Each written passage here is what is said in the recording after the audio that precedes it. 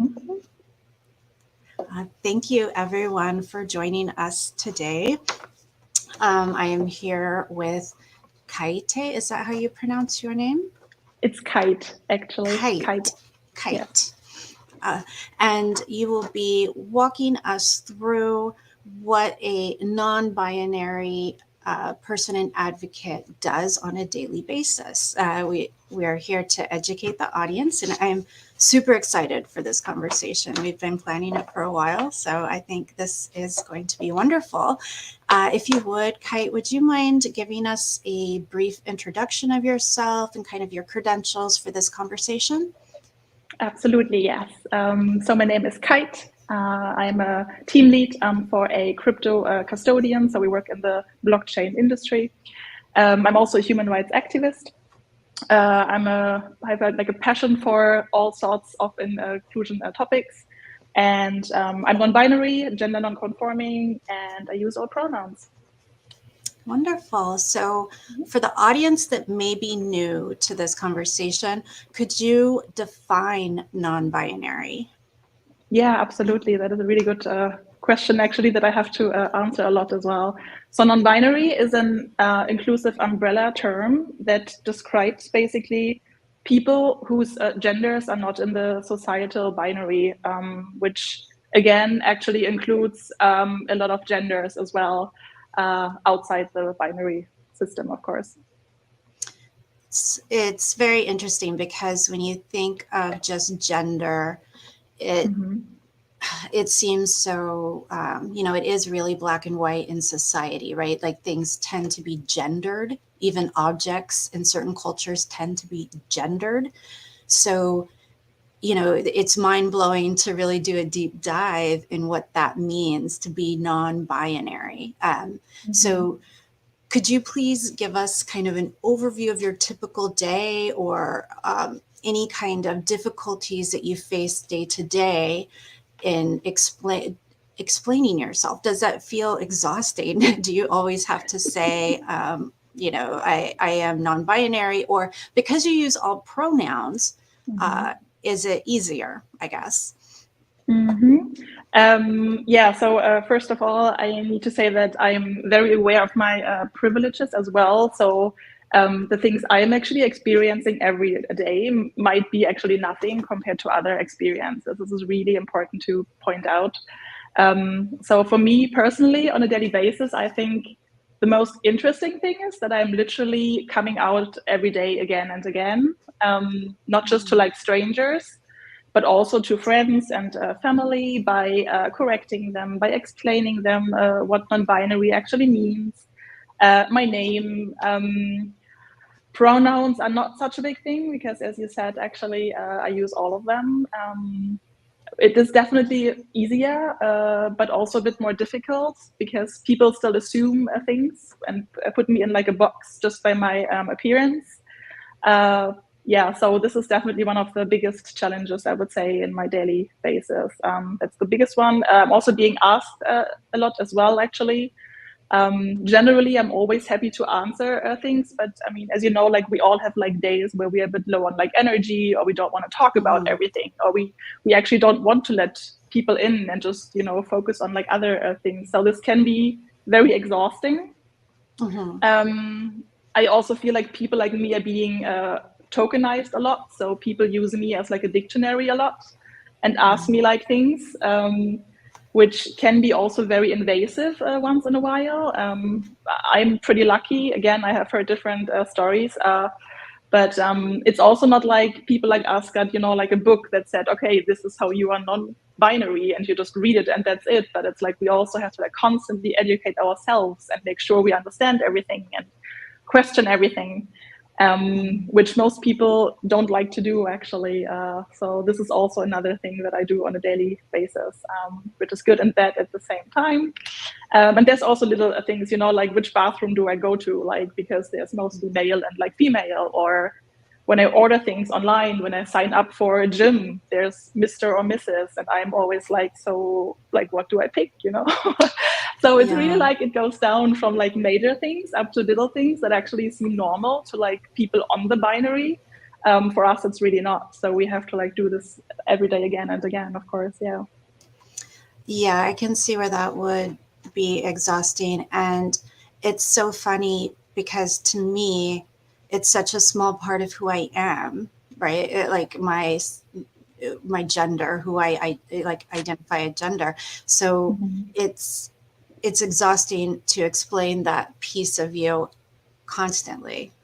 And in my space of neurodiversity, something I find, which I connected to what you said, is that people make assumptions about you before they even speak to you, and that's creating stories in their heads. So all the energy that they're spinning in their heads could just be used asking a question, or letting you talk and explain what you're about, right? So definitely I feel connected to you in that way. Um, I would like to ask, I know you said you had uh, been part of a trans protest type activism space last year. You're kind of new to that activism piece. What has that been like, and what has been some of the more memorable actions that you've been involved in recently? So this project is actually the first Trans Pride Berlin event ever, which took place last year. There were a lot of changes being discussed, particularly in the German trans law, actually, and we kind of like felt, and with me, like I say the umbrella actually again, that we had to like show visibility and actually show that we are like a lot. And within like 3 weeks, we organized, I think we registered 50 people originally, and we had 2,000 people showing up, which was really overwhelming. Yeah, so we basically organized an event and a demonstration that basically shows that we are visible, and it also showed that we are very like diverse. Like we look completely different. We are above and beyond binary. Like you can't put us anywhere. We are everywhere. We are also in every type of like job. You can't put us in like a certain place because we are literally everywhere. And it was really powerful to just like see that and connect with everyone. And although me personally, I don't actually see myself in the trans community, like being like a part of it, I think I'm non-binary. And this has actually been a good discussion point with multiple people in my community as well, that some people that are non-binary actually see themselves as trans, others do not. Because I don't really believe in the binary, so I'm not really a system person anyway, and it's like a discussion point. But it was just, for me, like privilege means responsibility, and because I have a lot of them, a lot of privileges, for me it was just so nice to organize this event together with like everyone else, and just set it up and create a space where people could be like visible and create other things. And so many beautiful projects and events came out of it. It was absolutely amazing. So I'm very, very happy that we did this. It won't be the last one. It was really empowering. Yeah, that's wonderful. I imagine that it is emotionally overwhelming to be around so many people in that kind of positive space, and feeling that positive energy from everyone. It brings me to my next question. I grew up in the 90s at kind of that Gen X, don't label me generation. And we also had at that time a big conflict trying to get bisexuality even recognized, right? Like, even within the gay community, there was a lot of pushback on recognizing bisexuality as being legitimate. So, as a non binary person, do you find that you're seeing a different response from the hetero cis community as opposed to the LGBTQIA plus community? Do you feel a different reaction? And if so, what is that? That's a good question, actually. I feel the same, so I can actually relate to that really well. I wouldn't say there was a pushback from the heterosexual community so much. It's more actually people questioning things inside the community a lot. I think it's a human condition that people tend to put you in a box if you want it or not. Like, we are all biased anyway. Nobody, even if you say you're not, you are actually, because that's just what we do. So I personally receive a lot of questions. I also actually lost one of my best friends based on that, who is very strong in the lesbian community and who just wouldn't accept anything else. So we have this term called TERF, which stands for trans exclusive radical feminists. We have those a lot, unfortunately. So we have people who are very afraid of their own space, and it's again a very human thing that people, for some reason, think like their space is being taken away when another space is actually also like there and being like open like for everyone. So I can definitely relate to that as well. I assume it was sort of like the same for you as well in the bisexual community. So yes, I can also relate to that, absolutely. And so in the US right now, it's a trend to start identifying yourself at work.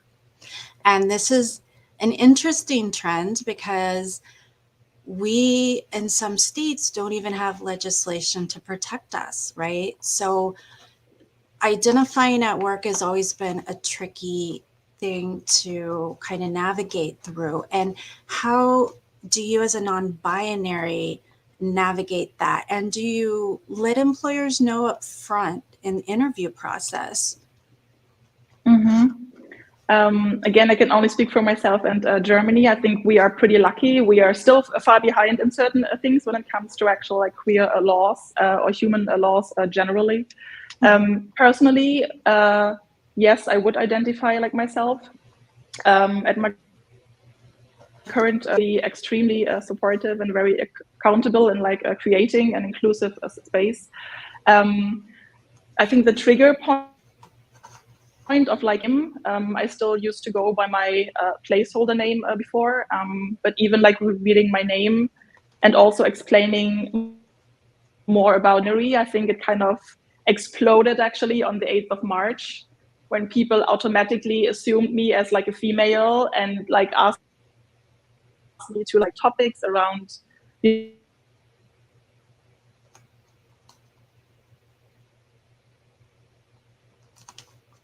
this, like not just like for myself, but also for other people that might not have the courage or the strengths or the resources to actually out as well. So actually posted like a picture of like my non-binary passport in our company, and I was like, okay, I'm like this and this, I go this and I use all pronouns. Please don't put me in this like woman like thing again and again. And people were amazing, and so many other people coming out of a sudden, and it was a huge bubble. So again, I realized you need to have like the resources and the strength as well. They can do this or wants to do it based on different reasons. Personally, I was very happy that I did this and that I could also do with such a positive effect on everyone else. That was amazing. I think that's great that your company is so inclusive and they've shared this interview link. And I think that was so kind of them to do.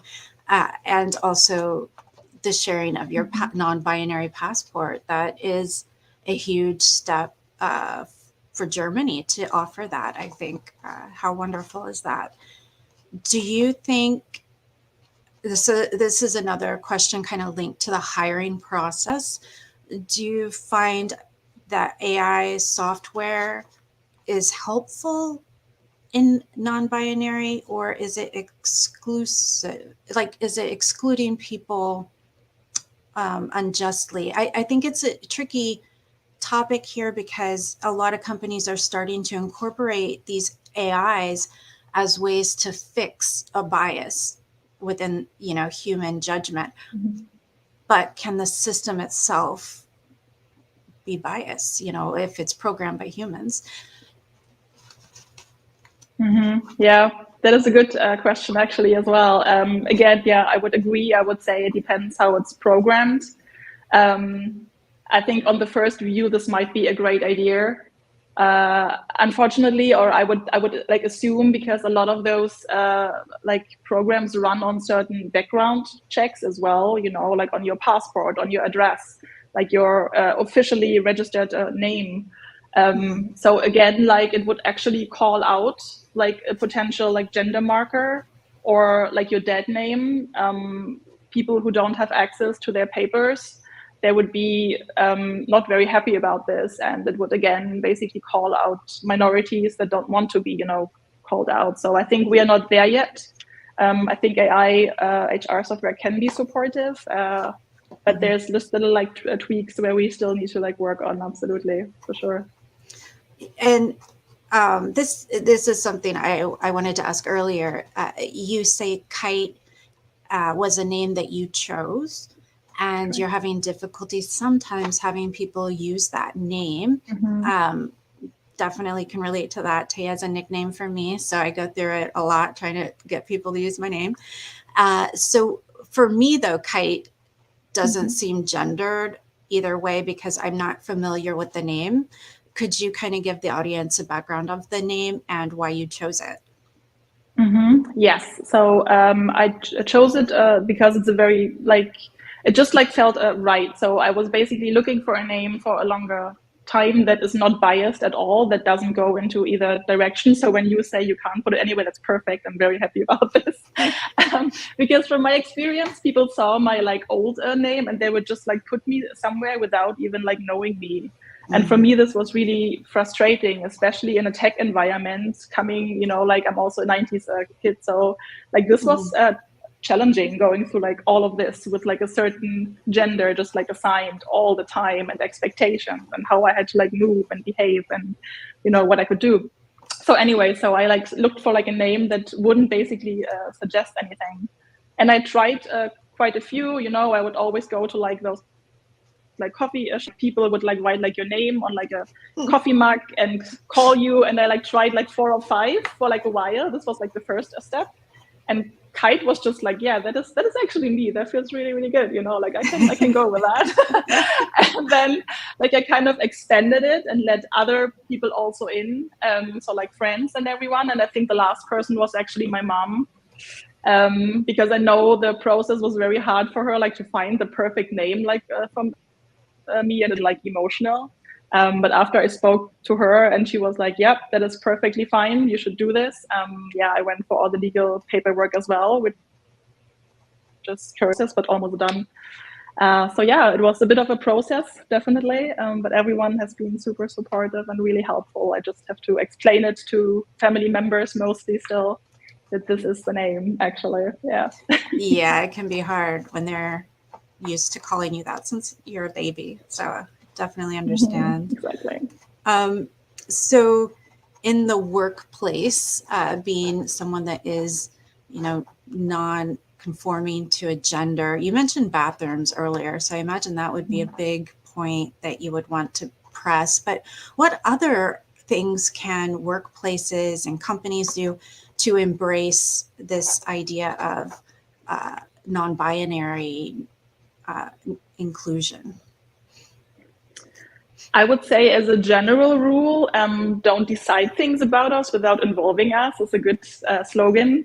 And it's all about like spaces. Like if you want to know, like if a space is, you know, all about us as well, or welcomes us, just ask us. And not just one person, but like multiple ones. Which and it's like absolutely amazing. I would say also like get comfortable with being uncomfortable, because you will make mistakes, you will misgender, you know, it might slip out and you might make a mistake, and you should be okay with that, because it also happens, like to me, it happens to like all of us, like we make a mistake, you know.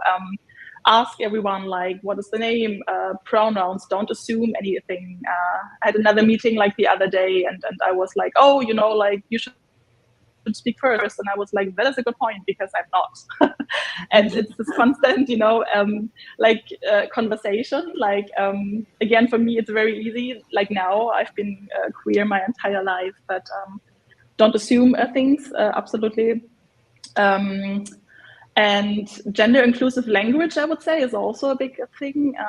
There was a nice discussion going on. I saw in like a network the other day about how people put their pronouns now in their signatures. And like there was the discussion, oh, it's to show solidarity to people in the trans community. And we were all like, no, it's not. It's just so we actually know you are, you know, you would like to be addressed like this. It's not just about, you know, like certain minorities. It's about everyone, because, you know, this is what this is all about. And it's, yeah, just make it like a constant topic of like involving us. Absolutely. That is, I think, the biggest tip I could get personally. Yeah. Yeah, I really love that. I think, you know, there are a lot of conversations going on about the marginalized communities that don't involve people of the marginalized communities, which is why I was so excited to get to speak with you today. And of course, the thing we all want to know is, what is the future going to be like? What do you envision non-binary being in the next 5 years, in the next 10 years? Do you see a positive movement toward inclusion? If so, you know, what is that look? What does that look for the future? I think we're generally on a good path. I would say in the company environments, especially, it starts with the hiring. So job ads, like the way they are like placed, where they are written as well. Do they like contain any potential like gender markers or like something which I still see a lot, unfortunately.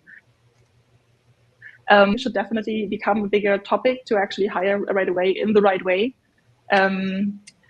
Otherwise, basically show more. I don't see enough non-binary people or generally minorities up from like a certain level in company, and especially in like tech spaces. I would like to see more. So I'm very happy when I see people like myself who like support each other, you know, and we are kind of like lifting up each other. I think this is something that I would like to see more, and I also see already, which is awesome. And yeah, basically more development, absolutely, in that direction. And as far as language goes, does German use a masculine, feminine on items like French and Spanish? Does it have that kind Yes, of we do. feel? So it does. I've had another conversation with someone that was talking about Denmark, and Denmark included a new pronoun to include things that are non-gendered. And I thought that was so wonderful. Do you see something like that possibly happening in Germany? In Denmark, they said it was so easy because the sounds are very similar. So to add a third sound, I don't know how to say it because I don't know the language, but to add the third sound was not, you know, difficult for people to take on. Do you see something like that in Germany, and how does that impact the language in general? I think it's definitely a big topic. We don't have it yet. We have a lot of experimenting around it. So there's different ways to speak gender neutrally as well. We have a strong resistance, though, from particularly old-fashioned people that believe a language has to stay in like a certain way, which we all know is not the case, because language always involve above and beyond, because that's what a language does. Like if you speak to a language scientist, this is what they actually say. So we have like a lot of like workarounds. And I would say most of us speak already in like a gender neutral way, but it's not like we have an official like third noun or something. It doesn't exist yet. Hopefully soon, hopefully at some point there's ways to like work around it. So this is awesome. But we don't have this like in Denmark, unfortunately, no. Oh, it's so fascinating. And I really appreciated your time today. I think it's a very valuable conversation that should be taking place everywhere at workplaces. We need to increase inclusion, and non-binary is something I think is in people's thoughts, but they maybe aren't comfortable talking about it yet. So I hope that having conversations like this increases the comfort level of bringing up or talking about these kinds of topics without feeling like you're going to offend somebody. Because like you said, we all make mistakes. It's new. Things are evolving, right? We're part of evolution that is happening. So thank you so much, Kyte. And I always ask my guests if they have a favorite book that they'd like to recommend. Is there something either on this topic or not that you would like to recommend to the audience? Obviously, I think my first book and the one I'm still like looking into is actually Judith Butler, Gender Trouble. That's like if you really want to like deep and understand gender like construct and also like look into like yourself and find out about what it's actually all about. I think this is a good book to start. It's a bit heavy, so you might not be able to read in like one go. Just a heads up, you might need a couple of like and that's fine. But that's definitely my biggest recommendation. Yes, absolutely. Okay, great. I will add a link in the comments after we post. So thank you everyone for joining. Thank you everyone for listening. And Kyte, I hope you have a wonderful week. Thank you so much. Thank you, you too.